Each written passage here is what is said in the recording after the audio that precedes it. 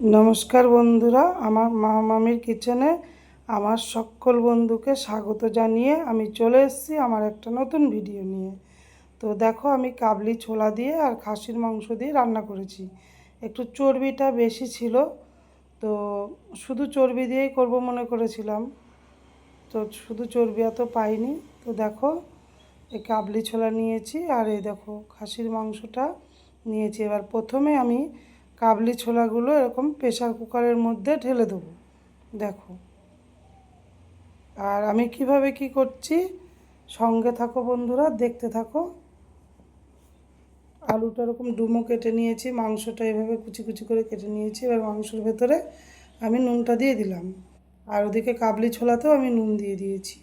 দেখো, এবার একটু হলুদ দিয়ে দিচ্ছি, আর দিয়ে দিলাম আমি একটু, দেখো, সর্ষের তেল দিয়ে দিলাম একটু, দিয়ে এবার আমি এটাকে ম্যারিনেট করে রেখে দেবো মাংসটাকে।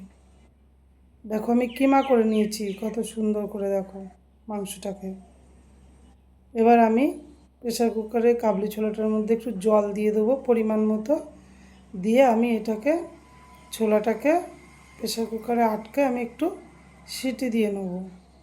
দেখো, ওদিকে প্রেসার কুকারে সিটি হচ্ছে, এদিকে আমি কড়াইটা একটু গরম করেছি, করে একটু তেল দিয়ে দিয়েছি কড়াইয়ের ভেতরে। দেখো, আমি হতে দেবো কিছুক্ষণ। দেখো, তেলটা হয়ে গেছে। এবার আমি আলুগুলো দিয়ে দিলাম, আলুগুলো দিয়ে একটু, ওইদিকে প্রেসার কুকারে ওটা সিদ্ধ হচ্ছে, মটরটা, ছোলাটা আর কি, কাবলি ছোলাটা। আর এদিকে আমি আলুগুলো একটু নেড়ে চেড়ে আর কি ভেজে নেব। দেখো, দুটো একসঙ্গে আর কি হচ্ছে। এই দেখো, সিটি পড়ে গেছে, দুটো তিনটে সিটি দেবো, ঠিক আছে। এবার আমি আলুগুলো ভাজা হয়ে গেছে, এরকম নেড়ে চেড়ে আলুগুলোকে তুলে নেব। দেখো, আলুগুলোকে তুলে নিচ্ছি আমি এইভাবে সব।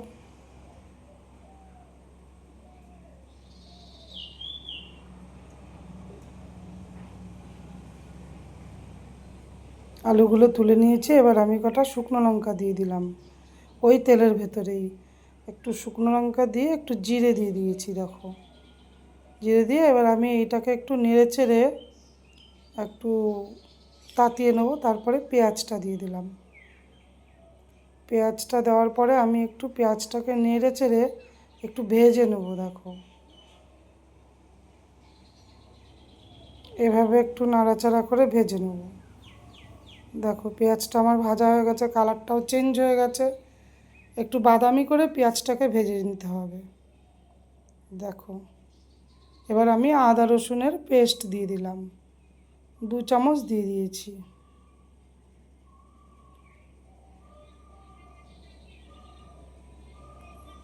তারপর একটু নেড়ে চেড়ে নিচ্ছি। দেখো,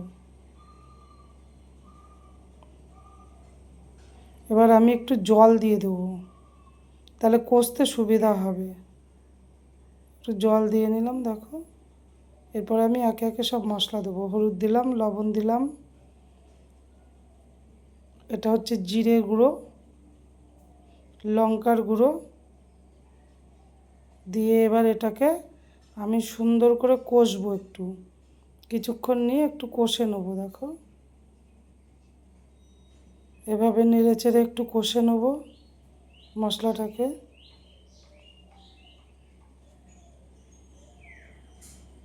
যতক্ষণ না মশলা থেকে একটু তেল ছেড়ে দিচ্ছে ততক্ষণ ধরে একটু মশলাটাকে কষে নেবো। দেখো, কষা হয়ে গেছে। এবার আমি দিয়ে দিলাম মটন, একটু চর্বিটা বেশি ছিল মটনটায়, তো এইভাবে আমি কষে নেবো মটনটাকে।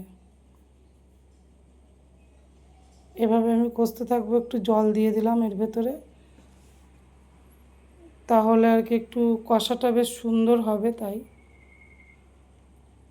দিয়ে এইভাবে কষে নেবো আস্তে আস্তে নেড়ে চেড়ে, একটু গ্যাসের ফ্লেমটা একটু কমিয়ে দিয়ে সামান্য, দিয়ে এইভাবে আমি কষতে থাকবো। দেখো, কতটা জল গলে গেছে এটা দিয়ে।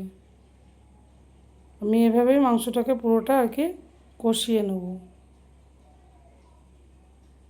দেখো, আমার কষানো হয়ে এসছে প্রায়,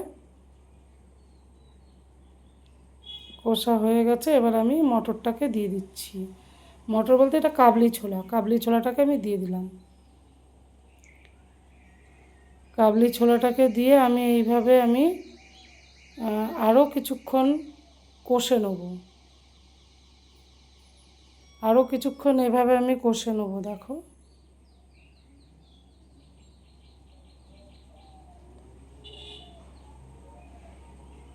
এইভাবে কষে নিয়েছি, কষে নিচ্ছি একটু একটু করে। দেখো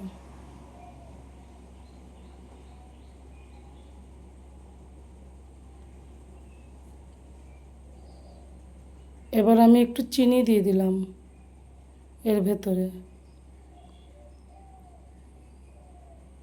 দিয়ে আরও কিছুক্ষণ নেড়ে কষিয়ে নেব। তারপরে আলুগুলোকে আমি দিয়ে দিচ্ছি। সমস্ত আলুগুলোকে ঢেলে দিয়ে আবার আলুগুলো সমেত আমি আর একটু নাড়াচাড়া করে বেশ মশলাটার সঙ্গে ছোলাটার সঙ্গে মিশিয়ে নেব। একটু সুন্দর করে মিশিয়ে নেব। দেখো এই দেখো হয়ে গেছে। এবার আমি জল দিয়ে দিলাম, গরম জল। দেখো কুসুম গরম জল আমি এর মধ্যে দিয়ে দিলাম। একটু মানে ভালো করে গরম করে নিলেও কোনো সমস্যা নেই, আমি এখানে গরম জলটা আর কি দিয়ে দিয়েছি। তো দেখো এবার আমি এটাকে সুন্দর করে একটু নেড়ে নিলাম, নেড়ে এবার এটাকে আমি হতে দেবো। দেখো হয়ে গেছে, কত সুন্দর কালার এসছে সেটা দেখো। এবার আমি একটু বেসন গুলে রেখেছিলাম এর ভেতরে দিয়ে দিলাম, যাতে আর কি তরকারিটা একটু ঘন হয়। ঠিক আছে, দেখো চানা মটরটা যেন একটুখানি ঘনত্ব থাকে আর খেতে একটু টেস্টি হয়। তো আমার চ্যানেলে যদি কেউ নতুন বন্ধু এসে থাকো তো বন্ধু প্লিজ একটু লাইক শেয়ার কমেন্ট করার অনুরোধ রইল। আর আমার রেসিপিটা কেমন হয়েছে তোমার একটা সুন্দর কমেন্টের মাধ্যমে আমাকে জানিও। তো কেমন হয়েছে একবার বলো। আজকের মতো এখানেই শেষ। তো টাটা, বাই বাই, ভালো থেকো, সুস্থ থেকো, সাবধানে থেকো। আবার চলে আসবো নেক্সট ভিডিওর সঙ্গে, তোমাদের সঙ্গে দেখা হবে। টাটা।